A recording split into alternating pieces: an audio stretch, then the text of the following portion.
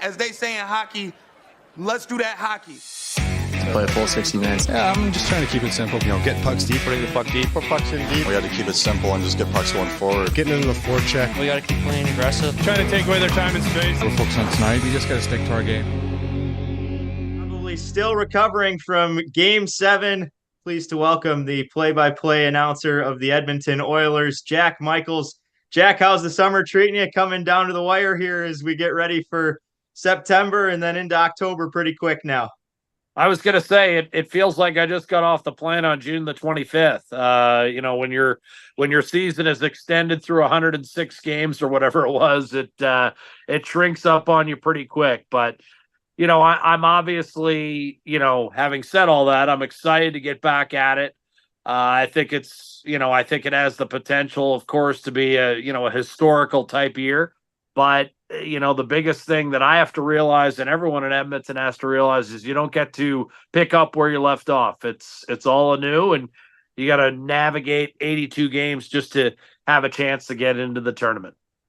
Not only that, but just getting to the season has been quite the roller coaster around Edmonton. We'll get to that in a second. But first, on your end, from the broadcast standpoint, what does the month of September look for you as you prepare now for the preseason and shortly coming up opening night? Well, camp opens the 18th. I've got one more little vacation built into the mix before that to try to decompress fully and get ready for the upcoming season. And, once camp is underway, it comes quickly. I think the first time I do a preseason game is the 22nd. I split the preseason with a colleague of mine, and then, away we go into the regular season. The Oilers have a pretty cushy home schedule to start the year, a chance to get off to a good start. But in the second half of the season, the road trips start piling up, and the accumulation of years now of chasing it. I mean, the Oilers have been to the conference final, the Final Four, 2 of the last 3 years.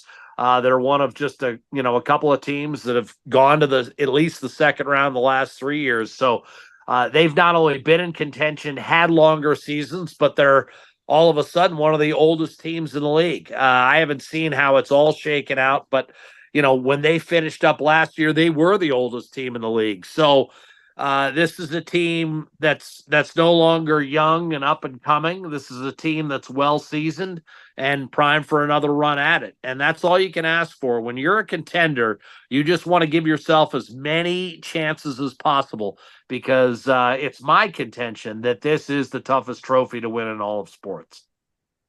And pretty special run there, going from a team that in November looked like the playoffs might not even be attainable to then going to the Stanley Cup final and reaching Game 7, unfortunately just short. But you bring back a lot of the core pieces of that team.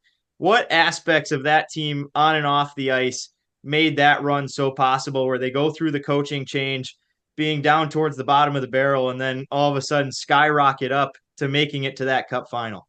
Well, obviously, it starts with Connor McDavid and Leon Draisaitl. I mean, they're the engine that drives this team. Draisaitl just signed a big extension today, so he's going to be, in Edmonton until his age 37 season. That's a huge positive for Oiler fans. You're talking about a 3-time 50-goal scorer, an annual 100-point producer, a former MVP, a former Lindsay winner, and Connor McDavid's universally accepted as the best player in the game. And with good reason. He put up another huge year last year. But Ryan Nugent-Hopkins, Zach Hyman, Darnell Nurse, at the time, Cody Ceci. I mean, they've got enough veteran players now that they're able to kind of navigate choppy waters. They're not necessarily known as the quickest starting team, to be honest with you. This team, in my experience covering them, seems to thrive on adversity rather than shrink from it. They almost seem to need it. They need to put themselves in a tough position sometimes. And I think really that's one of the last hurdles to cross is to find a way not to only be content with rough sledding. It'd be a lot easier for them, and they'd make it a lot easier on themselves if they didn't have to expend so much energy to get back into it in the regular season. Last year being, case in point. And I think they could have benefited from, having home ice advantage, for instance, in the Florida series. I just think that, when you're a group this long in the tooth, and again, they've had heartbreak now. Again, a trip to the conference final, trip to the Stanley Cup final. Losing 2-1 in Game 7, you can't come closer than that. I think the final step in that maturation process is to go ahead and be comfortable with being a favorite and, assert yourself a little bit earlier on. And I think that would benefit them in a wide variety of ways, but most notably with an older team, if you're able to get some guys some rest and not be playing guys 23 and 24 minutes in crucial March games. If those March games were all of a sudden a little bit less crucial and you could, I don't want to say ease your way into the playoffs because you can't just turn it on and turn it off. But I think getting some of their veteran guys some rest down the stretch would really help this hockey club. And I think we saw a little bit of it last year when they kind of conceded the division title to Vancouver in the last week or two to kind of, amp themselves up for the LA series. And I really think if they're able to get off to a good start in this regular season and have a relatively smooth ride to the playoffs without the giant swings we've seen. I mean, you got to remember the first time the Oilers went to the conference final with this group in 2022, that was another coaching change. Dave Tippett was relieved of his duties in February, and the Oilers were, I believe, 7 points out of the playoffs when Jay Woodcroft took over. So it's not been that smooth. They've constantly needed to turn it on in the second half. And again, I'm not suggesting you completely shut it off because that's not any way to go into the postseason either. But as this team gets older and has more mileage on it, not having to play such big games in March and April leading into the postseason, I think would help them and mentally as well. Not as much of a strain to be constantly worrying about positioning and home ice advantage. If they could take some of that pressure off, I think that would help them. Immediately from July 1st, they had a couple of big pieces, and the Oilers, one of the most aggressive free agency market teams this offseason, getting Jeff Skinner at a $3 million AAV for a somewhat longer-term contract. They also had Viktor Arvidsson at $4 million there. What are your thoughts on each of those signings? What do you anticipate those guys bringing to this already very deep offensive core? Well, they both scored 30 goals when healthy, and I think Jeff Skinner is 2 years removed from a 40-goal campaign. I mean, these are guys that can fill the net. Viktor Arvidsson, I believe, might be the first Nashville Predator ever drafted by that team to score 30 goals for that team. So we're talking about some unique talents here. And you integrate those into the top six. And of course, the big question is whether or not, Viktor Arvidsson can stay healthy. He's been banged up a little bit the last couple of years with Los Angeles, but he's a really good friend of Matthias Ekholm. The transition to this club will not be difficult, and assuming he's healthy, there's no reason to think he can't put up another 25 to 30 goal campaign. Jeff Skinner, the thought was, well, he's slowing down and he wasn't the greatest skater to begin with, but I'm not sure that's entirely true. He was beaten down by years of losing. I mean, this is the guy that's hungry. This is the guy that's been in the league for more than a decade and has yet to play his first postseason game. He's among the all-time leaders in games played without ever having tasted the postseason. He left Carolina right before Rod Brindamore took over, and that team blossomed under his stewardship. And Skinner wound up in Buffalo, a club that, just couldn't find enough big wins down the stretch to get into the postseason 2 years ago, and then really suffered last year. And Skinner was one of those guys that did not have the year he was hoping for last season. Tage Thompson got banged up. It was just kind of a lost year in Buffalo. So I expect Skinner with a lot to prove and to be hungry, that he can still very much be a reliable contributor. He still scored more than 20 goals last year.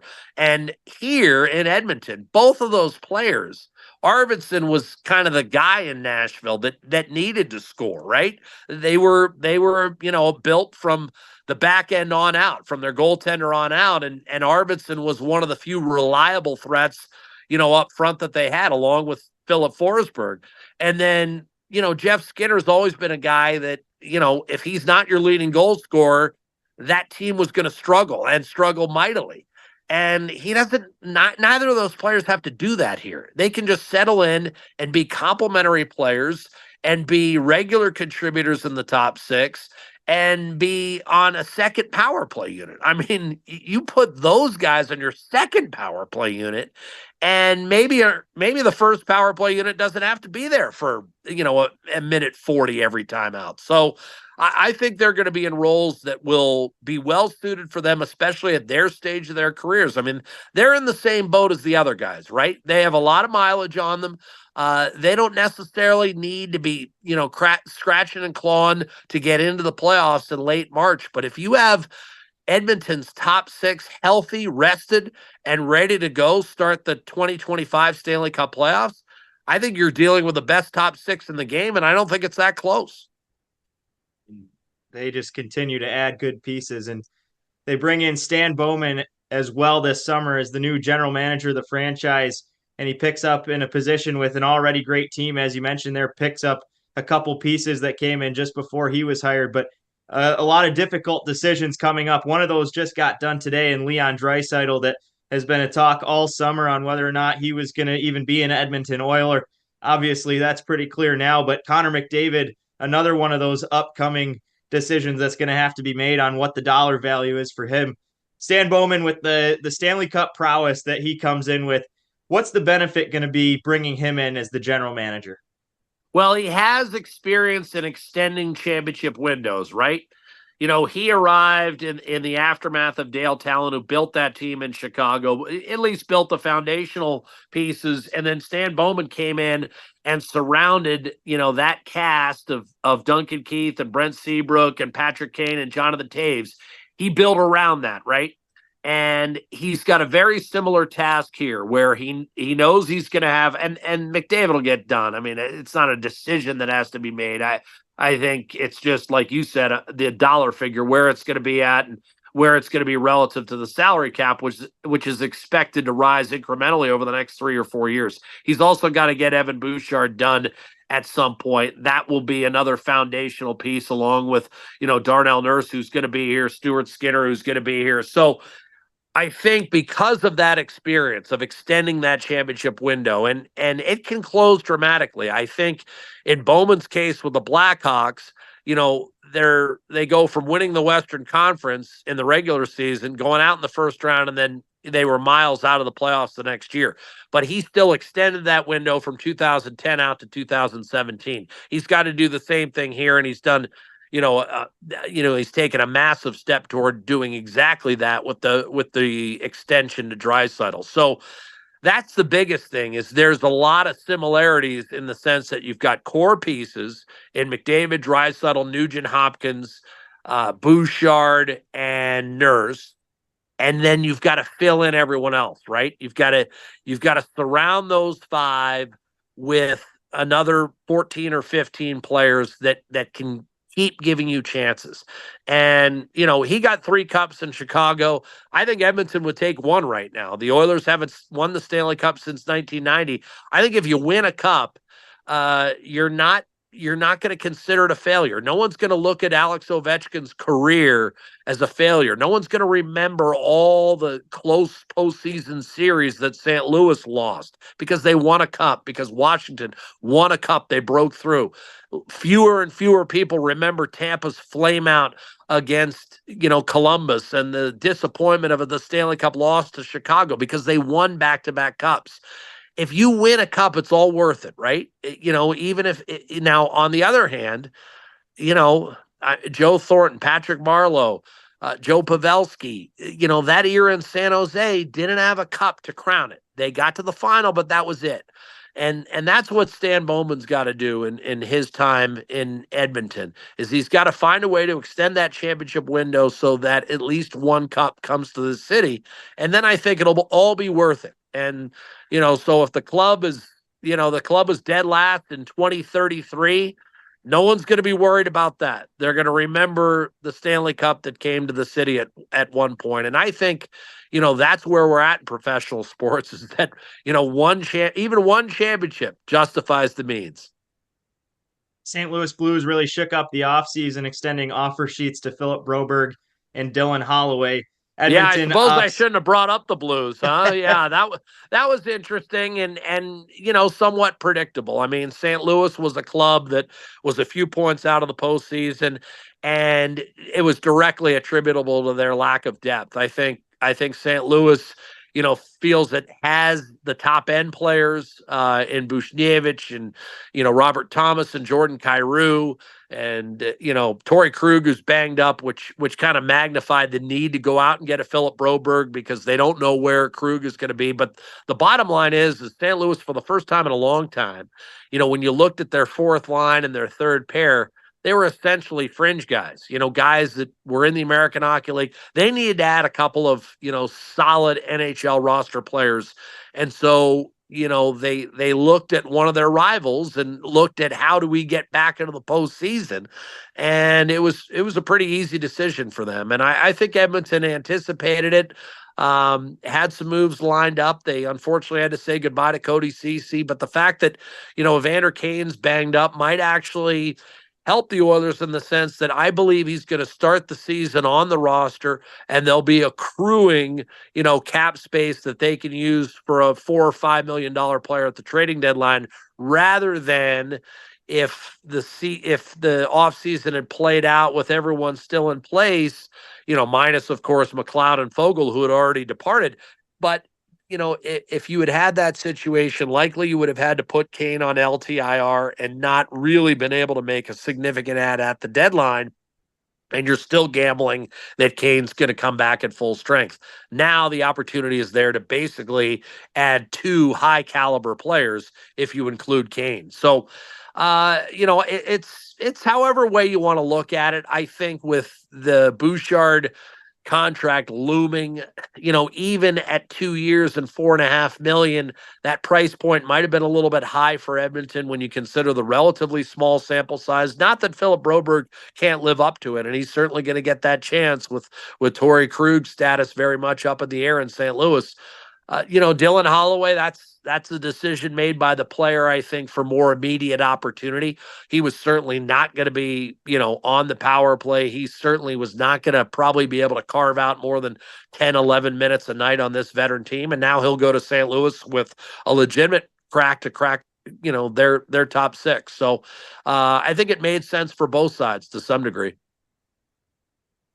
Earlier today, as we record this, Leon Draisaitl with the biggest AAV contract of all time in professional hockey. He gets 8 years extension at $14 million. You talked a little bit about the impact he has, but a lot of people attribute it to Connor McDavid, and it's just that he plays with Connor McDavid. Same thing that Zach Hyman's star season was attributed to.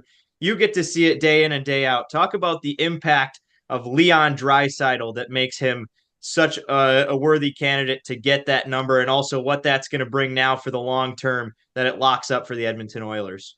Well, first off, I don't think you can look at Leon Draisaitl's career and say it's a product of Connor McDavid. You don't win the kind of awards. You don't put up the 100-point seasons he has 5 in a row if you exclude the lockout year, and he almost had or not the lockout year, the COVID shortened year. I mean, he almost had 100 points in that season, and McDavid did.